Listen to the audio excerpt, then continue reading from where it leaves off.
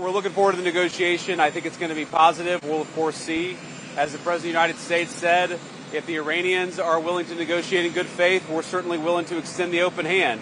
If they're going to try to play us, then they're going to find that the negotiating team is not that receptive. So we're going to try to have a positive negotiation. The President has gave us some pretty clear guidelines, and we're going to see. So I hope you guys have a safe flight. We'll certainly take some questions later on.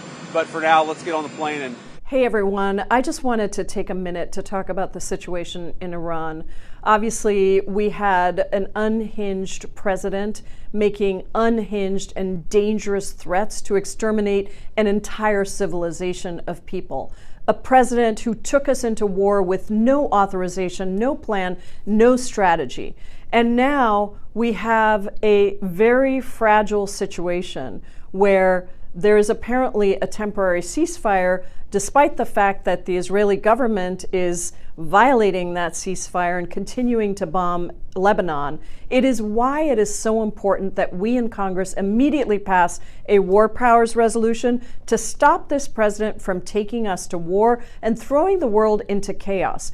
We've already lost at least 13 service members, U.S. service members, injured hundreds more, and killed thousands of Lebanese and Iranian civilians, as well as displaced millions of civilians in the Middle East.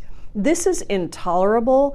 It is absolutely illegal. And we have to step in and rein in an unaccountable president. We need Republicans to stand up with us and do this. He is unfit to be in office. We should impeach him. We should find a way to get cabinet members to invoke the 25th Amendment.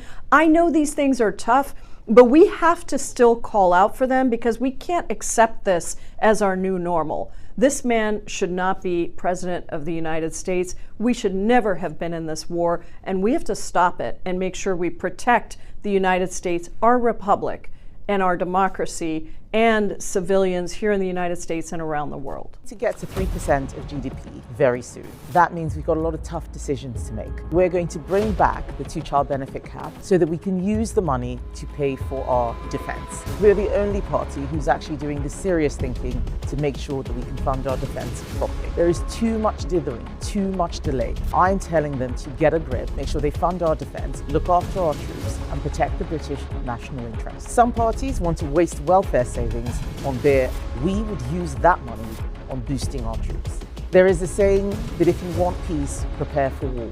If other countries think that we're weak, then they will attack. We need to show strength at this time.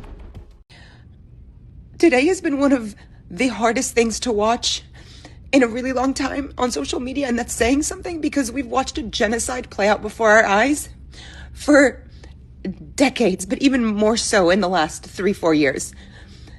160 airstrikes in 10 minutes on residential buildings, on schools, on hospitals, on civilian infrastructure, on cemeteries with funeral processions in the midst of a ceasefire.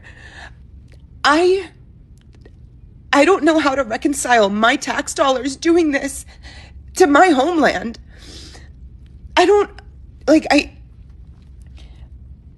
I feel like it's really important to get on here and to talk and to say this, but I am at such a loss for words. All I can do sometimes is reshare other people's voices who can articulate it a little bit more with a little bit more emotional separation. But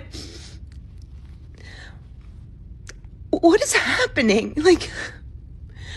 We are sending people to scope out living on the moon while we bomb each other.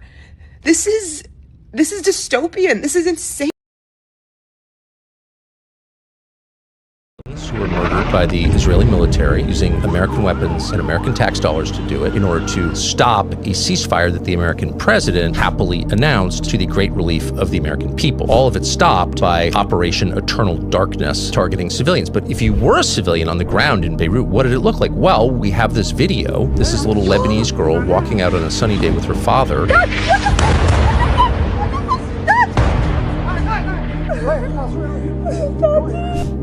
Operation Eternal Darkness.